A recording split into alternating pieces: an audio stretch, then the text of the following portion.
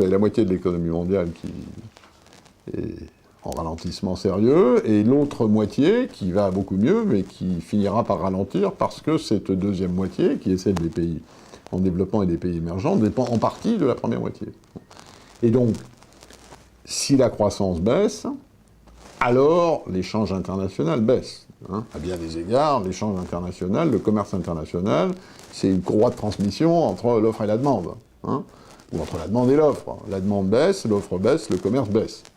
Ça, c'est normal d'un certain point de vue. Là où il y a un risque pour l'échange international, c'est si, en plus de ce ralentissement prévisible, pour les années qui viennent, s'il y a des mesures protectionnistes. C'est-à-dire si, à circonstances macroéconomiques comparables, on ajoute des frottements aux échanges via des mesures protectionnistes. Et là, on sait très bien que si ça devait se passer, le résultat serait d'empirer la crise, alors qu'il y a toujours des gens qui continuent à penser que protéger les importations, c'est aussi protéger les emplois. Bon, dans le monde d'aujourd'hui, ça n'est plus vrai, à supposer que ça n'ait jamais été, mais ce risque est là. Et c'est pour ça qu'il appartient à des organisations, comme l'Organisation mondiale du commerce.